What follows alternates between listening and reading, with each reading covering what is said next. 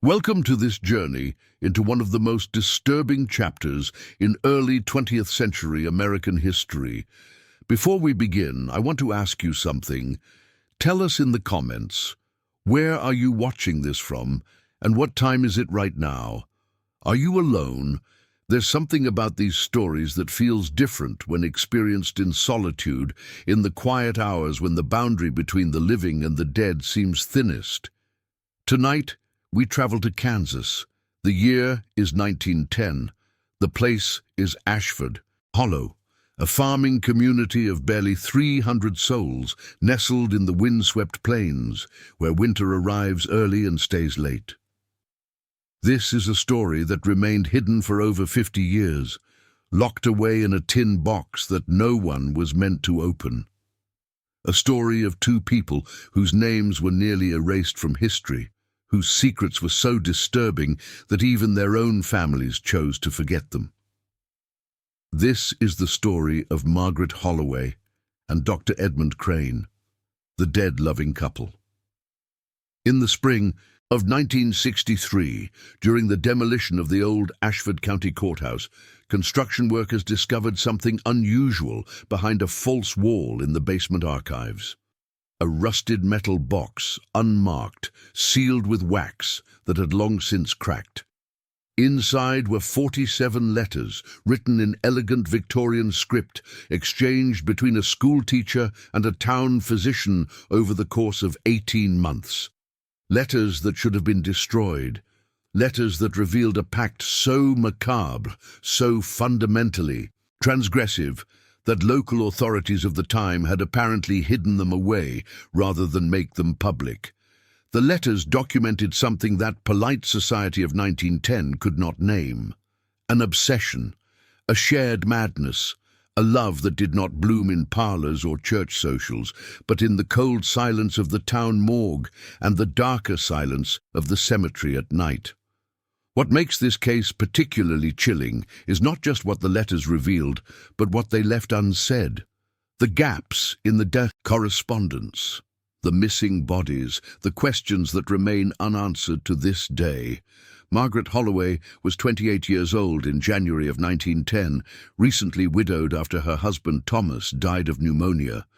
By all accounts, she was a respected figure in Ashford Hollow, educated at a teacher's college in Topeka, known for her dedication to the small schoolhouse where she taught reading and arithmetic to the children of farmers. She lived alone in a modest house on the edge of town, maintaining the appearance of respectable mourning. Dr. Edmund Crane was 34, the town's only physician, and more significantly, the county coroner.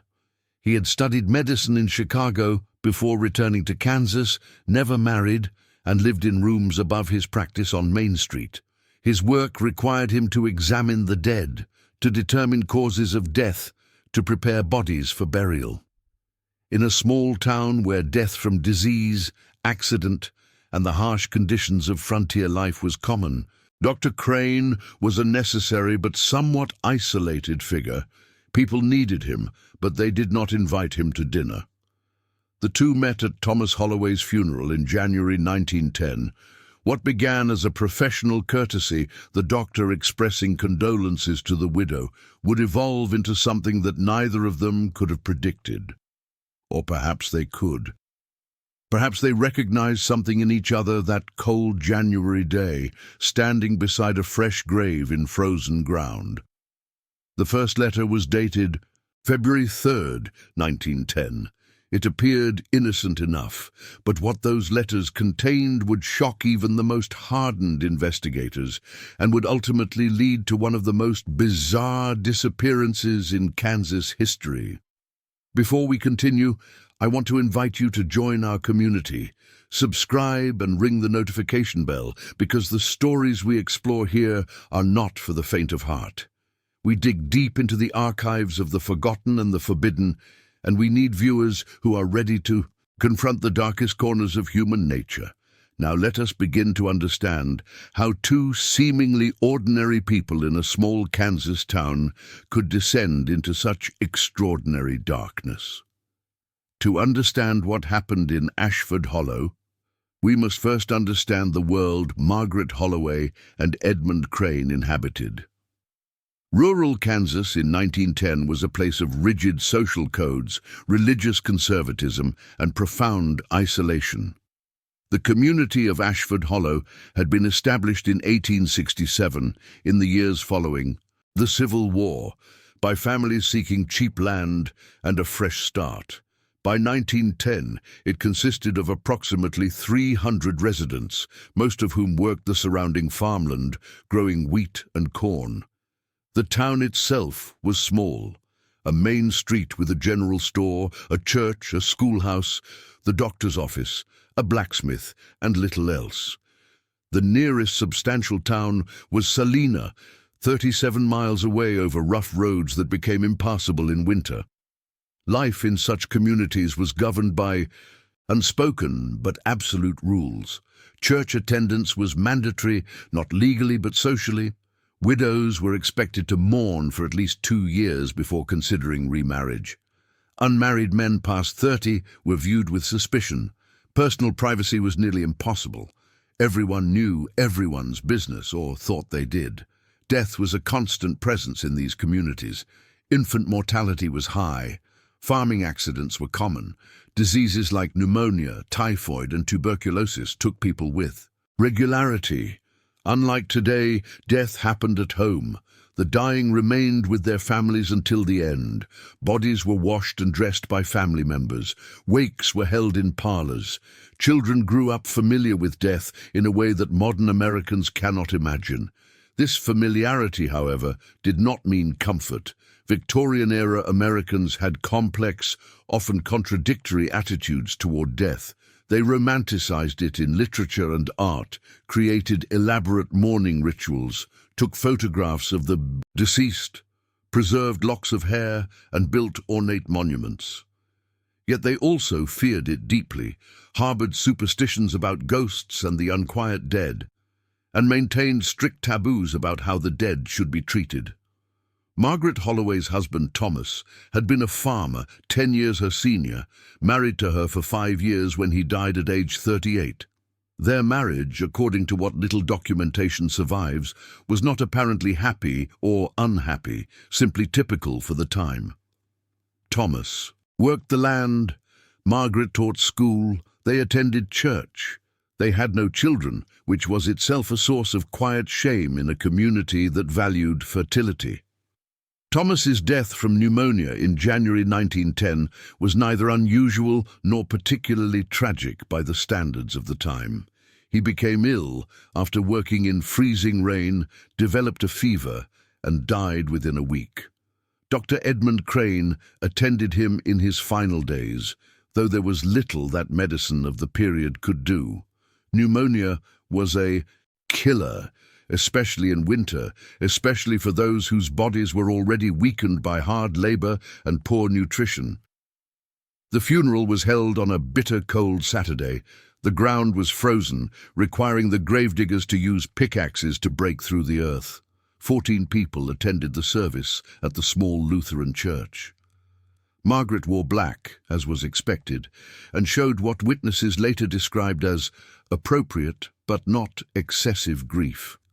Dr. Crane was present, as he often was at funerals, of his patients, standing at the back of the church. What happened between them that day is not documented, but something did happen.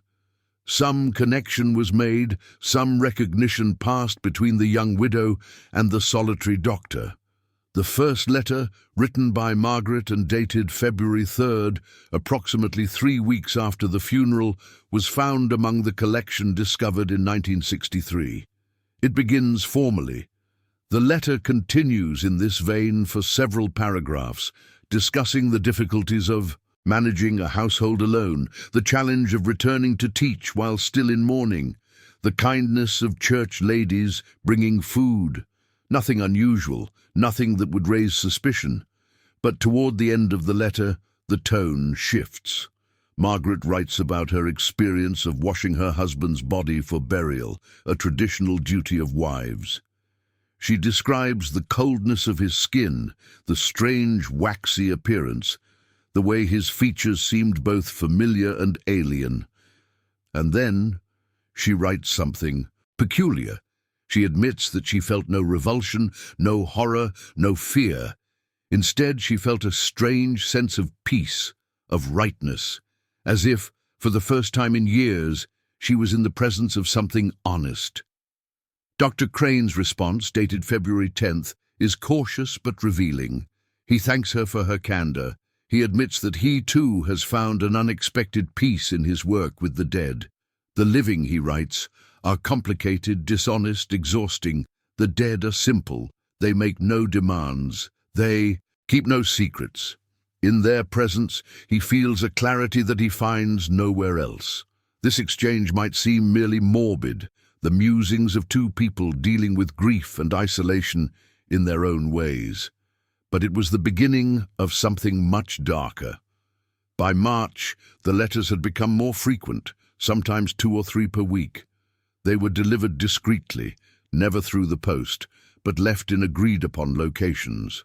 A hollow in a specific tree, behind a loose brick in the church wall.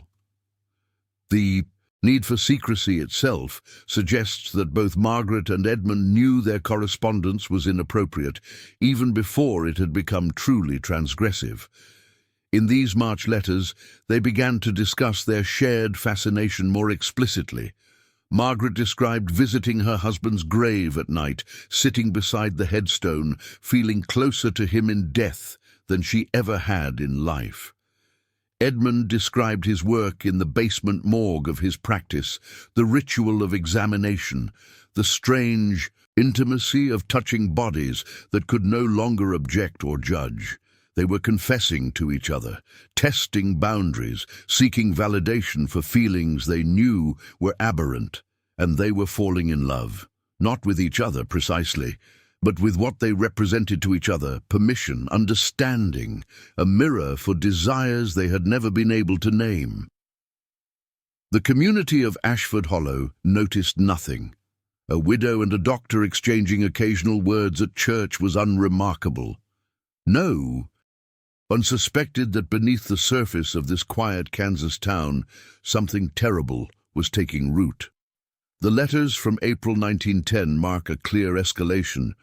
What had been philosophical musings about death and mortality began to describe specific desires and, more disturbingly, specific actions.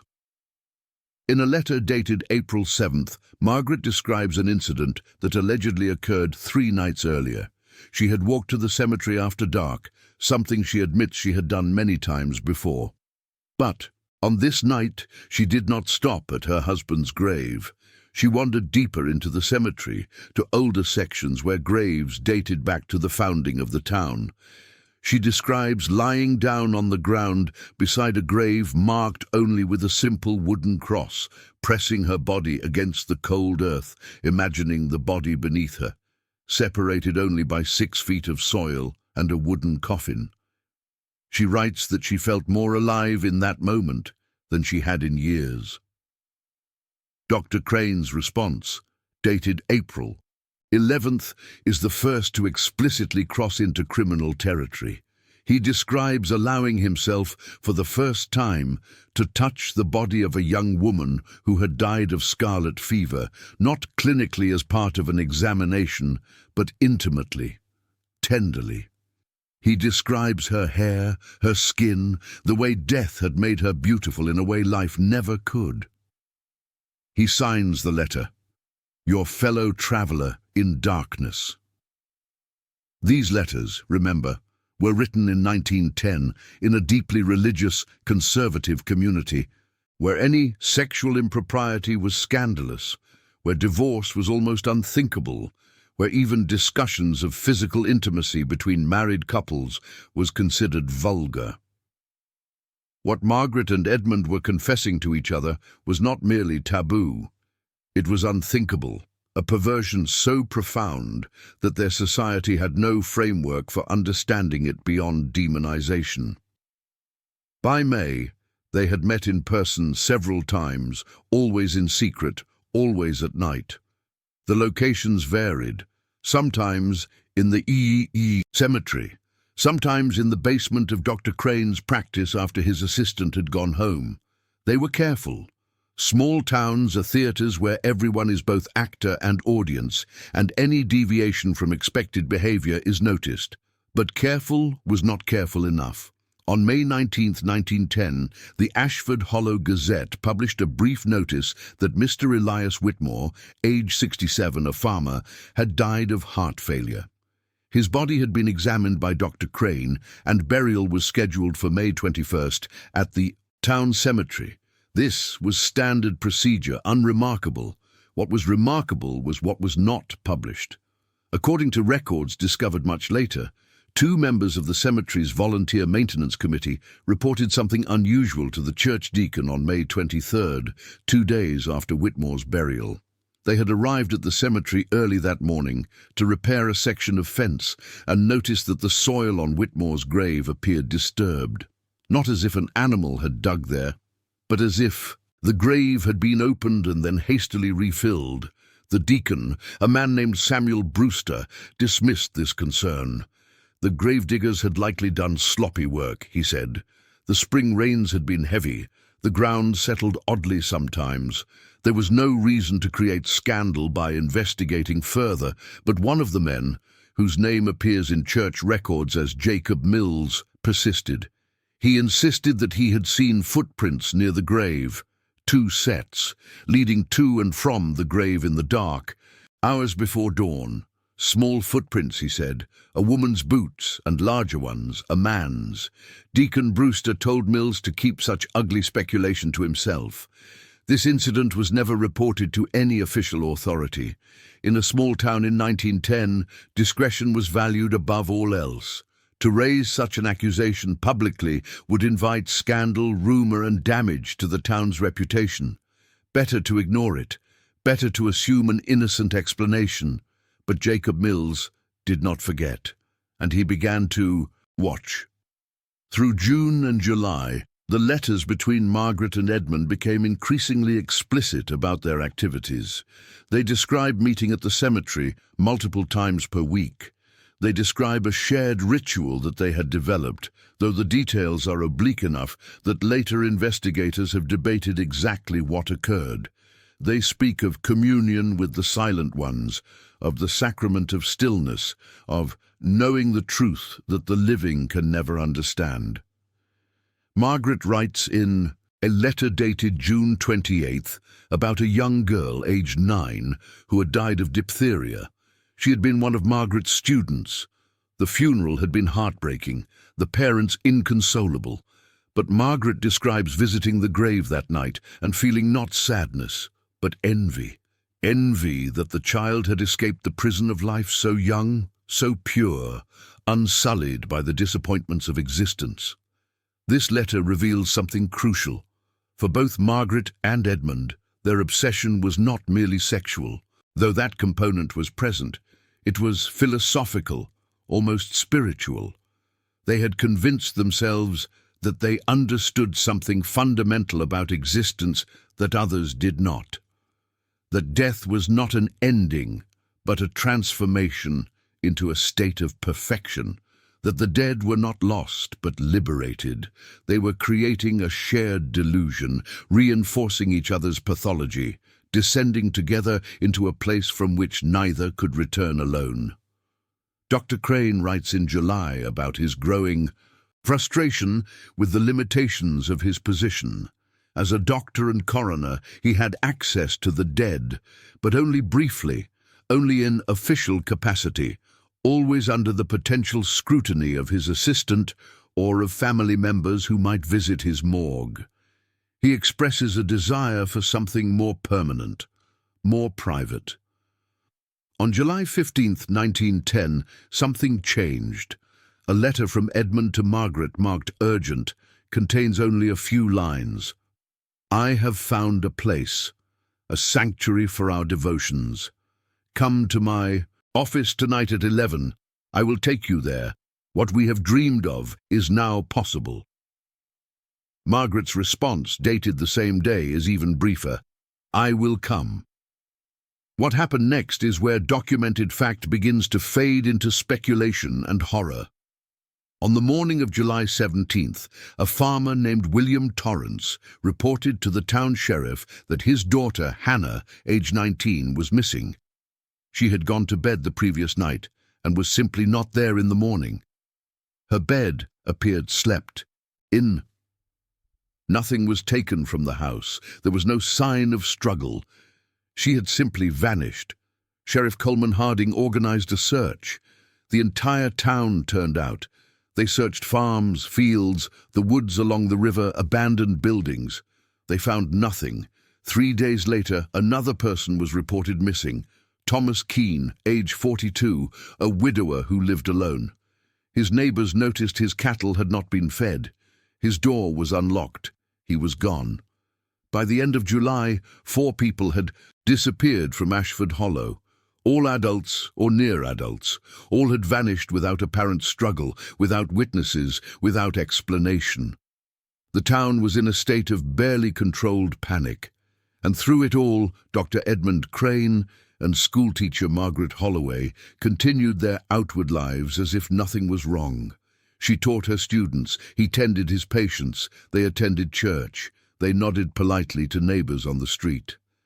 But at night, in secret, something else was happening. Tell us in the comments what you think is happening so far. Do you believe Margaret and Edmund were responsible for these disappearances? Or was something else at work in Ashford Hollow during that terrible summer? Share your theories. Let's investigate this together.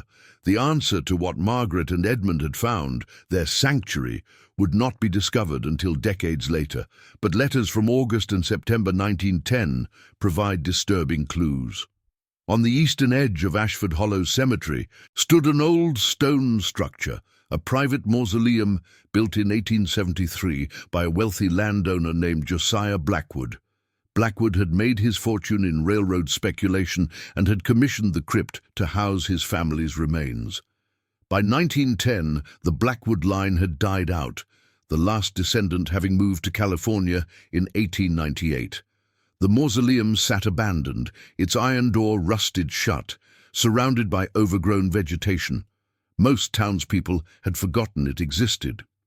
According to a letter from Edmund, dated August 3rd, he had been exploring the cemetery weeks earlier and discovered that the crypt's door, though appearing locked, could be opened with sufficient force. Inside, he found not just the expected burial niches containing the Blackwood family, but something more. A lower level, accessed by stone steps, a chamber built into the earth itself. This subterranean room was perhaps 15 feet square, with stone walls, completely dark, perfectly silent. The temperature remained constant, regardless of the season above. It was, Edmund wrote, like standing in the boundary between the living world and whatever lay beyond. Here, he wrote to Margaret, we can practice our devotions without interruption. Here we can bring those we wish to honor into eternal sanctuary. The implications of this statement, combined with the disappearances occurring at exactly this time, are impossible to ignore. A letter from Margaret, dated August 9th, describes her first visit to the crypt's lower chamber. She writes in almost rapturous terms about the darkness, the silence, the sense of being completely removed from the world of the living. She describes Edmund showing her his collection, though she does not specify what this collection consisted of. But she does write one chilling line: "They are so peaceful here, so beautiful in their stillness. We have given them a gift that they could never achieve alone." Later, investigators have debated the meaning of these passages endlessly. Were Margaret and Edmund simply visiting the crypt to indulge in morbid fantasies? Or had they brought human remains there? And if so, whose? The letters from this period also reveal the depth of their shared delusion. They had developed what can only be described as a theology of death, a belief system that inverted normal values. Life, they wrote, was suffering, corruption, decay into moral compromise. Death was purity, truth, eternal peace. Those who died young or suddenly were blessed.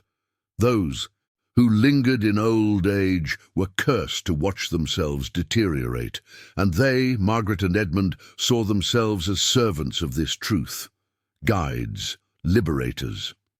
In a letter dated August 24th, Edmund writes, "We have become priests of a mystery that the Church cannot acknowledge. We tend to needs that no one else will admit exist. We love those whom everyone else has abandoned. Is this not the highest calling?" Margaret's response, "They do not understand us. They cannot. But we understand each other, and we understand those who have passed beyond. That is enough. That must be enough." By September, the disappearances had stopped as suddenly as they had begun. The 4 missing persons were never found. Sheriff Harding's investigation led nowhere. Without bodies, without witnesses, without any evidence of foul play, there was simply nothing to investigate. People in small towns disappeared sometimes. They ran away from debts, from bad marriages, from failed farms. It was assumed that something similar had happened here. The town slowly returned to its normal rhythms. Harvest season arrived. The panic faded into uneasy memory. But the letters continued. As autumn turned to winter in 1910, the correspondence between Margaret and Edmund took on a new tone. The earlier excitement, the sense of discovery and transgression, gave way to something darker. Obsession hardened into compulsion. What had been extraordinary became routine. They needed more. In October, Edmund writes about his frustration with the limitations of his work. In a town of 300 people, deaths occurred perhaps once or twice a month. He had legitimate access to these bodies, but only for short periods, only for examination. Families wanted their dead returned quickly for burial. He could not keep them, could not spend the time he wished in their presence. He writes about considering other options, about the possibility of traveling to larger towns where the dead were more numerous, where a stranger could visit a morgue or a cemetery without attracting attention. But such trips required explanation, and any deviation from routine in a small town invited questions. Margaret, in her response, dated October 19th, suggests something else. She writes about her students, about how many children in farming communities died from disease or accident. She writes about how no one questioned a teacher's grief for a deceased student, how natural it would be for her to attend funerals, to visit graves, to maintain a mournful connection. The letter is never explicit, but the implication is clear and horrific. There is no evidence that Margaret ever acted on this suggestion. No children disappeared from Ashford Hollow during this period. But the fact that she could write such a thing, that Edmund could receive it without apparent shock or disgust, demonstrates how far from normal morality they had drifted. By November, their letters reveal a new plan taking shape.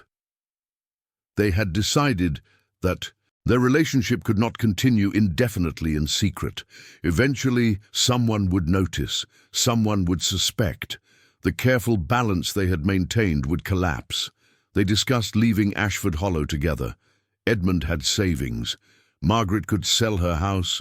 They could go somewhere larger, somewhere anonymous, perhaps a city where death was so common that 2 people with unusual interests might practice them without detection. But there was another option, one that both of them circled around in their letters without stating directly. On November 27th, Edmund writes, "I have been thinking about the ultimate devotion, about whether love can survive the transformation from life to death, whether what we feel for each other would be purified or destroyed by that passage." Margaret's response, dated December 2nd, "I think about this constantly. I think about which of us would cross first. I think about whether the one remaining could continue alone, or whether the grief would be unbearable, or whether it would be something else, something we have not yet named." They were discussing a suicide pact, or something more complicated. The letters from December 1910 are among the most disturbing in the collection. Both Margaret and Edmund write about imagining their own deaths in elaborate detail, not with fear, but with anticipation. They describe planning a final ritual in their crypt sanctuary, a ceremony that would unite them permanently with the silence they so adored. But they had not yet committed to a date. They were still debating, still questioning whether they had the courage.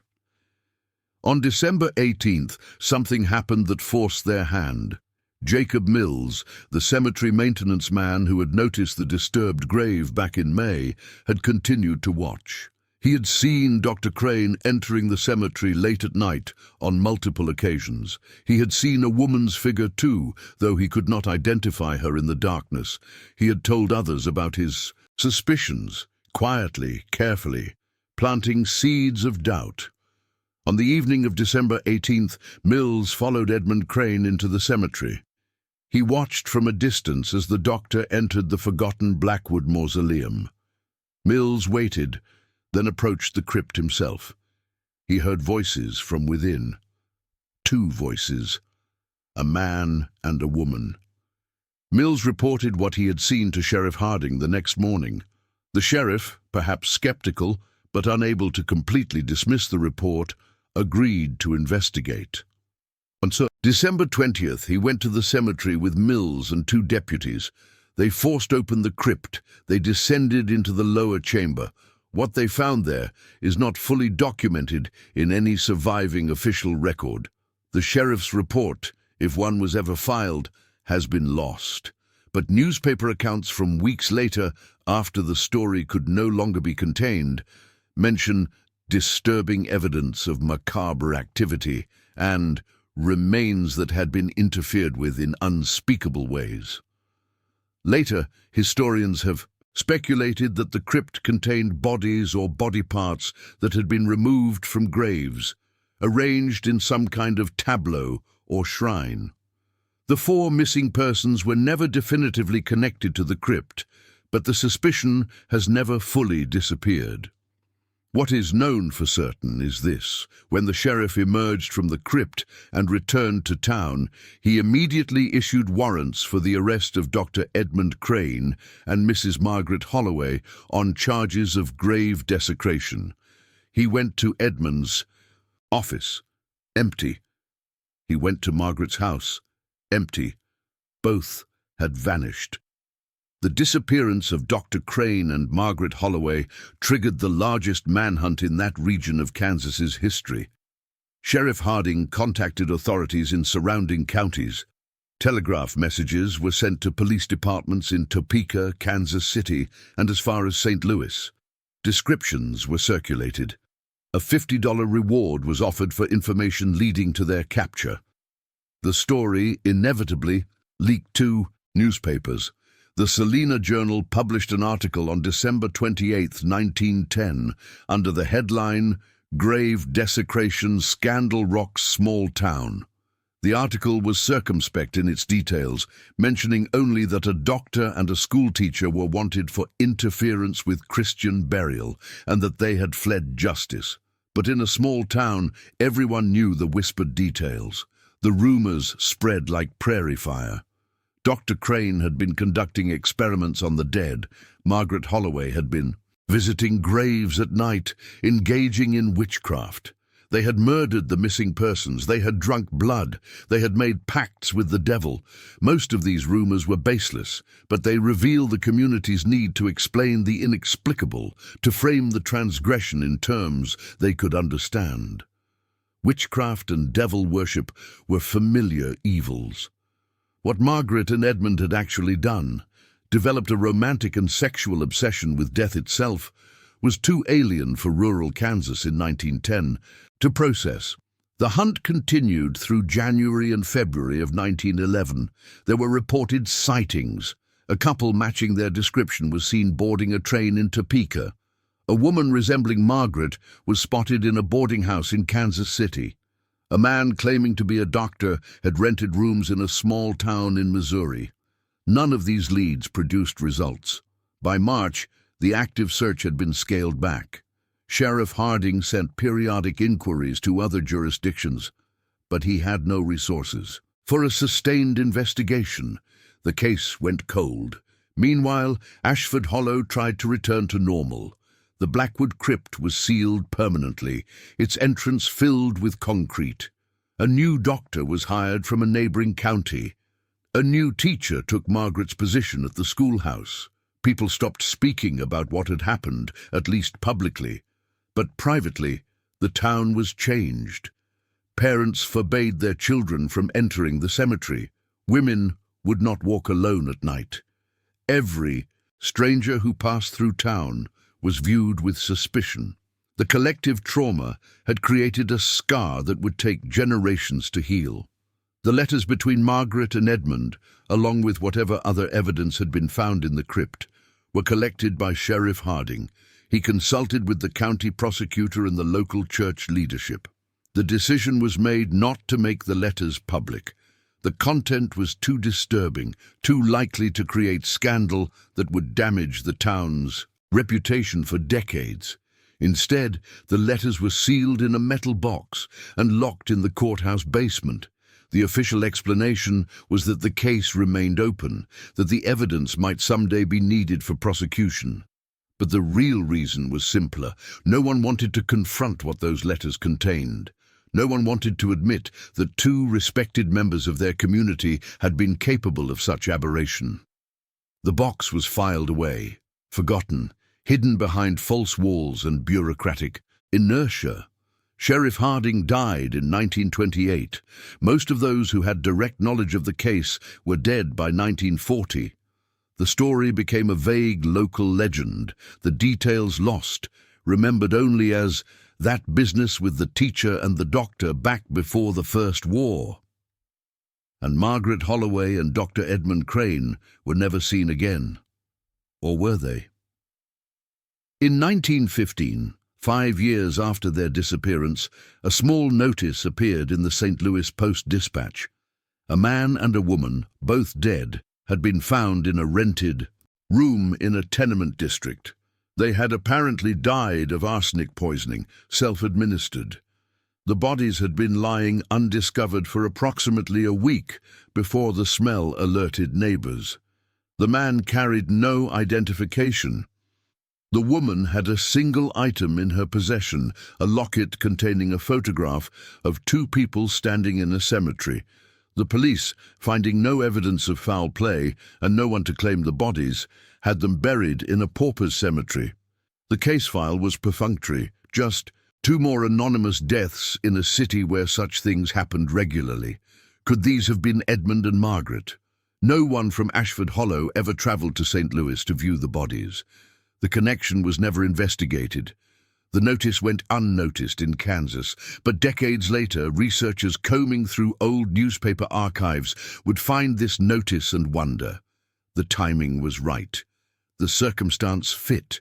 A final devotion to death that both had contemplated in their letters. Or perhaps it was coincidence. Perhaps they fled to Mexico or Canada. Perhaps they started new lives under assumed names. Perhaps they are buried in unmarked graves somewhere, their true identities lost forever. The truth, like so much about this case, remains buried. The story of Margaret Holloway and Edmund Crane might have remained forever obscure, a footnote in local history mentioned only in the private recollections of Ashford Hollow's oldest families, if not for a series of discoveries spanning several decades. The first major rediscovery occurred in 1963, as mentioned at the beginning of this investigation. When the old Ashford County Courthouse was demolished to make way for a modern facility, construction workers found the sealed metal box containing the 47 letters. The box was turned over to the County Historical Society. The director at that time was a man named Robert Lansing, age 56, a retired schoolteacher with an interest in local history. Lansing opened the box, read the letters, and immediately recognized their significance. He also recognized their explosive nature. Lansing made copies of the letters and filed the originals with the Historical Society's archives. But he did not publicize them. Instead, He began his own quiet investigation, trying to piece together what had really happened in 1910. Lansing interviewed surviving residents who had been children during that period.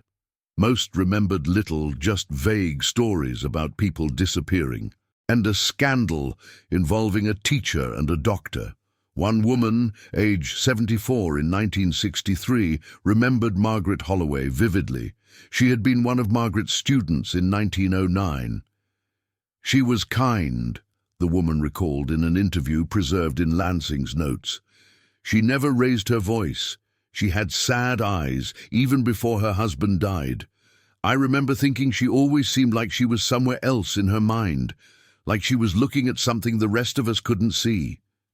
Another elderly resident, age 81, remembered Dr. Crane. "He was efficient, cold, but competent. When my brother died of fever, Dr. Crane came to the house, examined him, signed the death certificate. He showed no emotion at all. I remember my mother saying afterward that it was like having death itself in the room, wearing a man's face." These interviews provided texture to the story, but no new facts. The core mystery remained unsolved.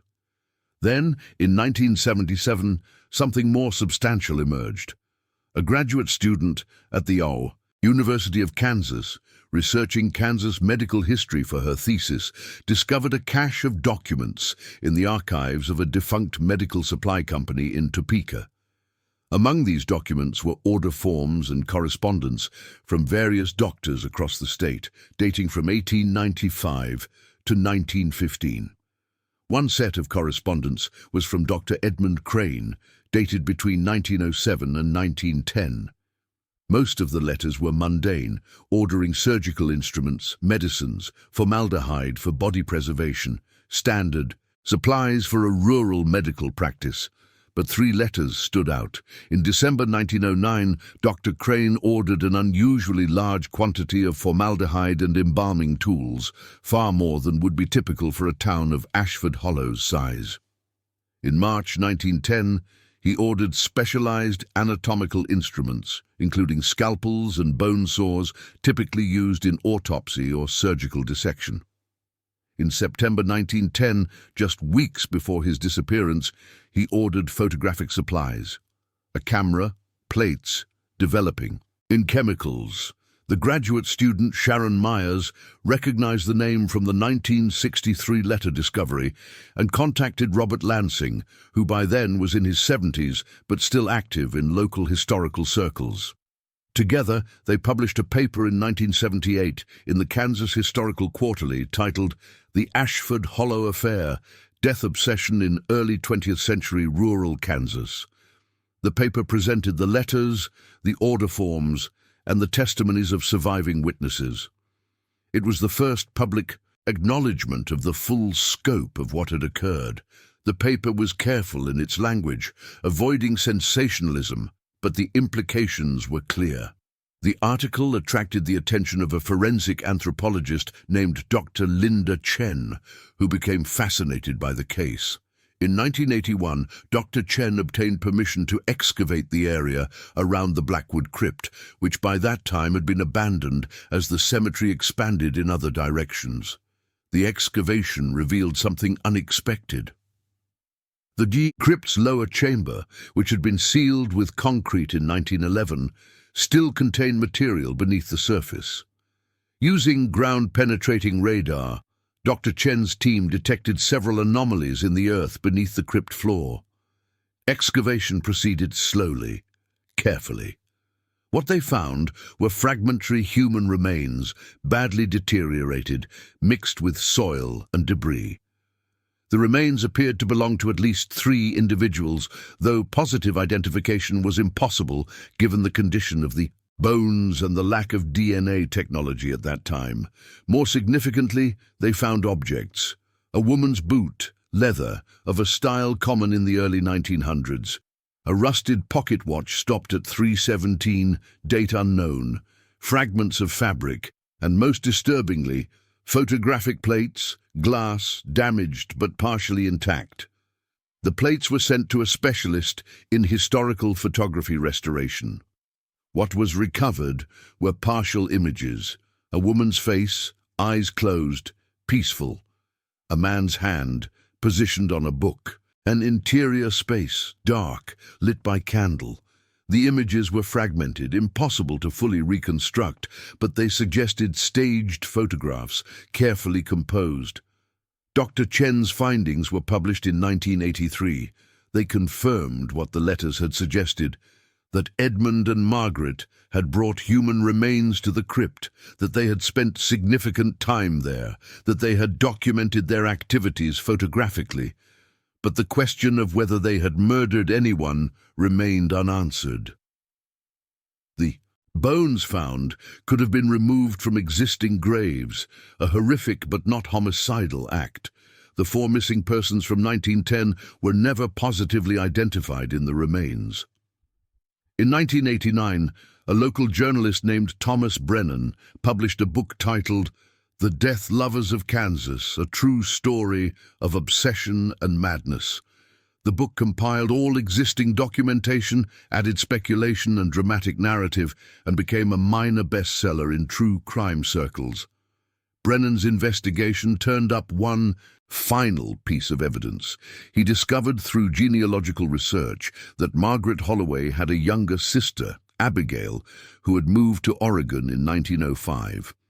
Abigail had married and raised a family there, dying in 1967 at age 83. Among Abigail's effects, found by her granddaughter, was a single letter from Margaret, dated December 22, 1910, 2 days after Margaret and Edmund had vanished. The letter had been mailed from Kansas City. It read, in part, "Dearest Abigail, by the time you receive this, I will be beyond reach. I want you to know that what I have done with full understanding and conviction. The world will call it madness. You may call it such as well. But I have found something that I never knew existed, a love that transcends the boundaries of life itself. I'm sorry for the pain this will cause you, but I am not sorry for my choice. Your sister, Margaret." The letter confirms that Margaret was alive at least 2 days after fleeing Ashford Hollow. It suggests premeditation, awareness of consequence, but it provides no clarity about her ultimate fate, or Edmund's. Abigail had never responded to the letter. She had kept it hidden for over 50 years, never mentioning it to her children or husband. The shame and confusion it caused her had been buried with her, until discovered by chance 3 generations later. This letter, the final piece of the puzzle, raised more questions than it answered. Where were they going? Did they commit suicide shortly after, as the St. Louis deaths suggest? Or did they successfully disappear, living out their lives in anonymity? We will never know. What are we to make of the story of Margaret Holloway and Edmund Crane? More than a century after the events in Ashford Hollow, the case still resists easy categorization or understanding. The documented facts are these. 2 people in a small Kansas town developed an obsessive fascination with death. They corresponded extensively about this obsession. They engaged in activities that violated both legal and moral boundaries of their time. They desecrated graves and human remains, and they ultimately vanished, their fate unknown. But the deeper questions remain unanswered. Were they mentally ill, suffering from a shared psychosis? Were they murderers who killed the 4 missing persons of 1910? Or were they, as they seem to believe themselves to be, simply people whose desires fell outside acceptable bounds, who sought to practice their obsessions? In private, modern psychologists who have studied the case have proposed several theories. Theory 1, shared psychotic disorder. This condition, also known as folie à deux, occurs when 2 people in close relationship share the same delusional beliefs. One person, usually the more dominant, develops a psychotic belief system and the other adopts it. Could Edmund have been the primary case? His professional exposure to death allowing him to normalize pathological fascination, which Margaret then adopted? This theory has support in the progression of the letters, which show Edmund often initiating new transgressions and Margaret following. Theory 2. Necrophilia, combined with antisocial personality. Some researchers argue that both Margaret and Edmund exhibited classic markers of necrophilia, a rare paraphilia involving sexual attraction to corpses, combined with antisocial traits that allowed them to violate social norms without guilt. This could explain their behavior. However, the letters suggest their obsession was as much romantic and philosophical as sexual, complicating this diagnosis. Theory 3. Extreme response to trauma and isolation. Another theory suggests that both were profoundly isolated individuals, traumatized by their experiences with death. Margaret by her loveless marriage and sudden widowhood, Edmund by years of working with the dead in a profession that isolated him socially. Their connection provided mutual validation for coping mechanisms that had become pathological. In this view, they were not truly insane, but rather caught in a spiral of reinforced aberrant behavior. The question of murder remains unresolved. The 4 missing persons of summer 1910 have never been found. Their disappearances coincide exactly with the period when Margaret and Edmund were most active in their crypt sanctuary. The circumstantial evidence is strong, but circumstantial is all it is. It is possible that the 4 people disappeared for unrelated reasons. Rural Kansas in 1910 was a transient place. People left failed farms, fled debts, sought opportunities elsewhere. The timing may have been coincidental. It is equally possible that Margaret and Edmund, emboldened by their shared obsession, crossed the ultimate line from desecration to murder. The letters never explicitly confess to killing anyone, but they are often oblique, written in coded language that the two understood, but which remains ambiguous to outsiders. We are left with ambiguity, with fragments, with a story that has no satisfying conclusion because the primary actors vanished before their narrative could be completed. What we do know is that Ashford Hollow never fully recovered from the scandal. The town began a slow decline in the years following 1910. Young people left, farms failed. By 1960, the population had dwindled to fewer than 100 residents. Today, Ashford Hollow is a ghost town, literally. The schoolhouse where Margaret taught is a ruin. The building where Dr. Crane practiced medicine collapsed decades ago. The cemetery remains, overgrown and neglected, the Blackwood crypt still sealed, a monument to secrets that may never be revealed. The letters, the excavation findings, the photographic plates all reside in archives at the Kansas State Historical Society, available to researchers but rarely examined. The story is too uncomfortable, too resistant to the redemptive narratives we prefer in historical accounts. And somewhere, in some unmarked grave, or perhaps in the Paupers Cemetery in St. Louis, or perhaps in a location entirely unknown, lie the remains of Margaret Holloway and Edmund Crane. 2 people who loved death more than life, who found in each other permission to embrace desires that their world could only condemn. To this day, no one knows the full truth of what happened in that crypt. No one knows whether they were murderers or merely desecrators. No one knows how their story truly ended. But the questions remain, and they haunt us still. Before we end, I want to thank you for taking this journey with me into one of the darkest corners of American history. If this story moved you, disturbed you, or made you think, please consider subscribing to our channel and joining our haunted community. Hit the notification bell so you never miss an episode. And please, share your theories in the comments. Do you believe Margaret and Edmund were killers? Or were they victims of their own obsessions? What do you think really happened in Ashford Hollow? Until next time, remember that history is filled with shadows, and sometimes those shadows are deeper than we can ever truly understand. Thank you for watching.